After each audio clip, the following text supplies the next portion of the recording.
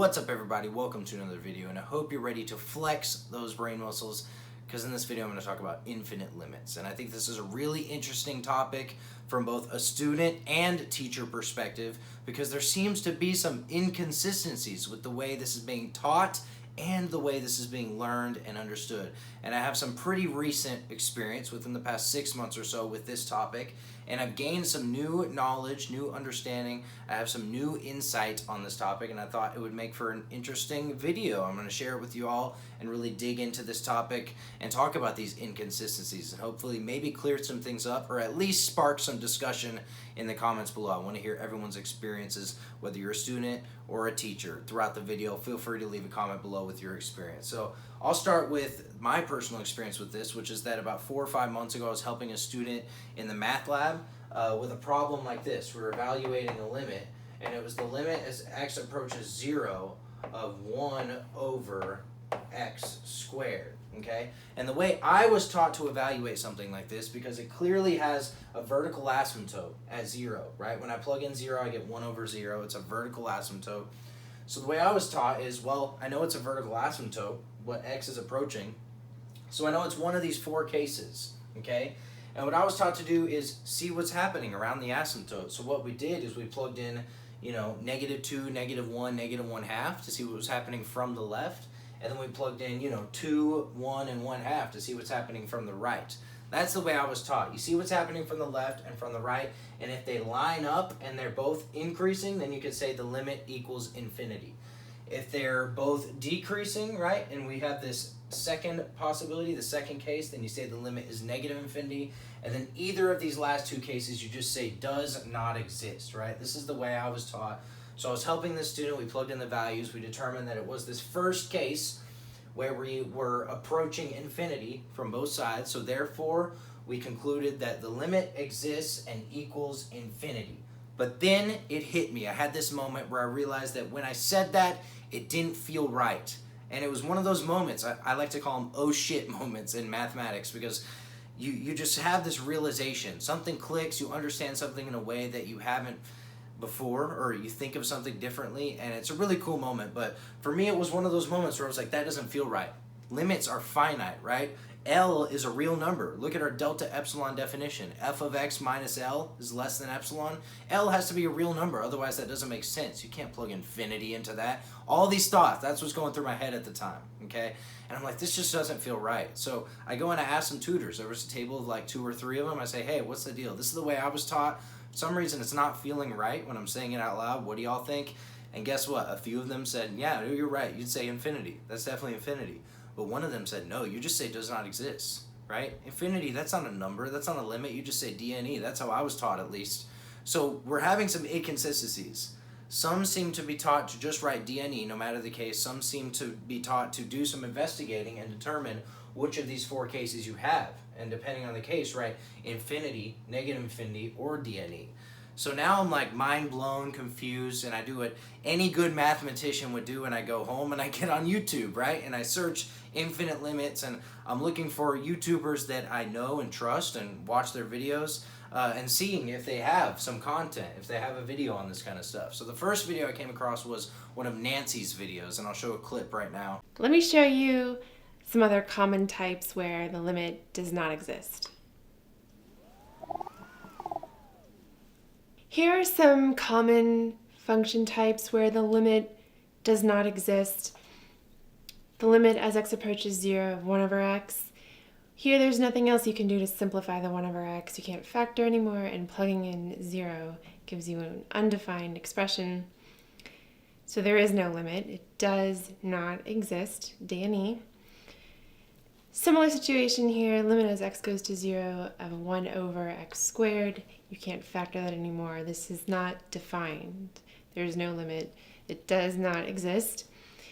Also here, the square root of something that turns out to be square root of a negative number when you take the limit, when you plug in, is not defined.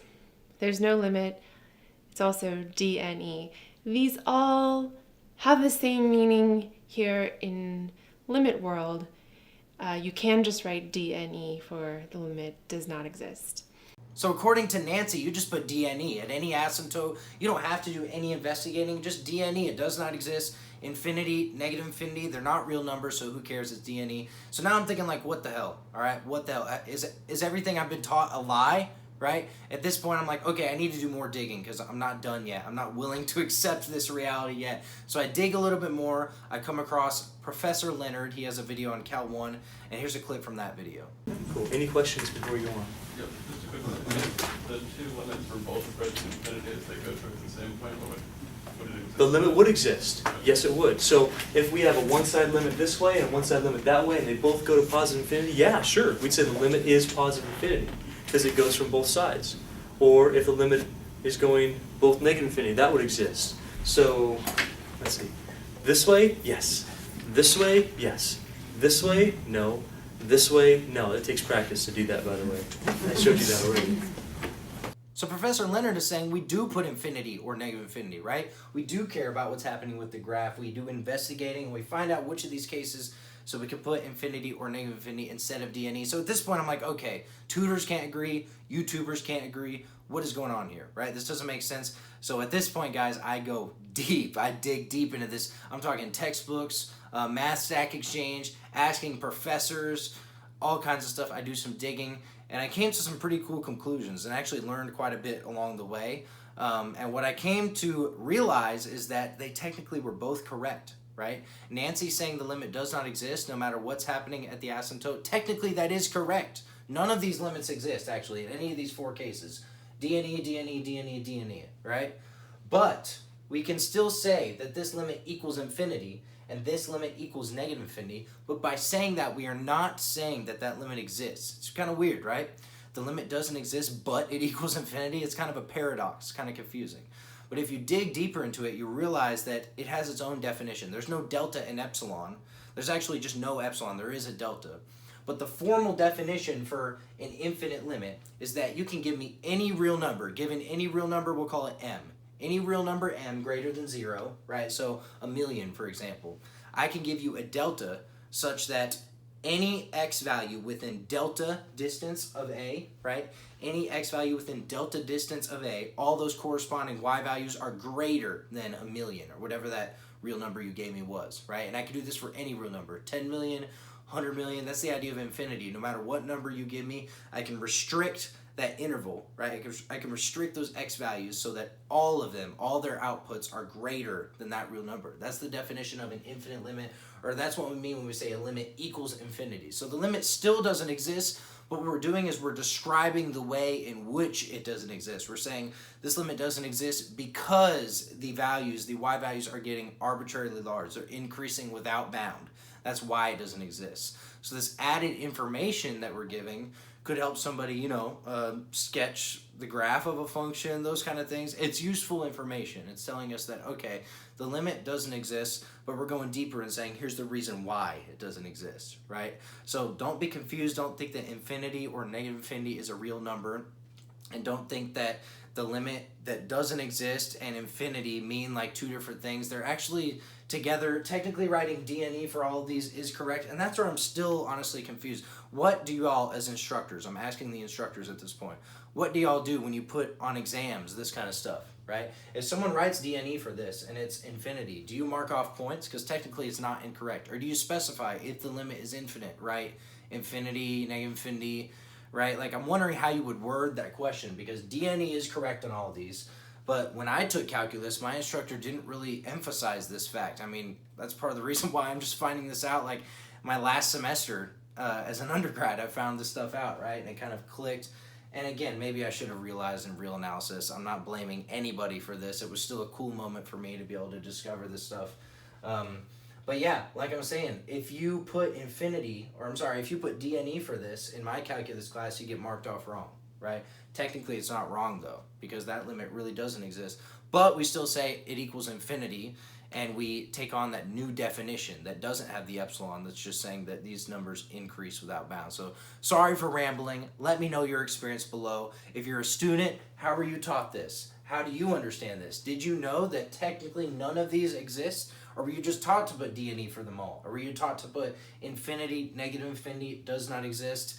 And did you know that they all technically don't exist? That's what I didn't fully understand, is that an infinite limit technically doesn't exist. And when I finally understood that, a lot of things from real analysis clicked too. I felt it is what it is, I guess, guys. But hope you enjoyed this video and my short ramble / rant about infinite limits. This is something that I will in the future emphasize to students that I teach and tutor. The fact that yes, all of these limits don't exist, but we still say it equals infinity to describe the way in which it doesn't exist. That's how I'm going to word this kind of stuff. And I'm going to be specific. I'm not going to say a limit exists and equals infinity. I'm going to throw that out of my vocabulary, all right? And I'm just going to say we have an infinite limit, right?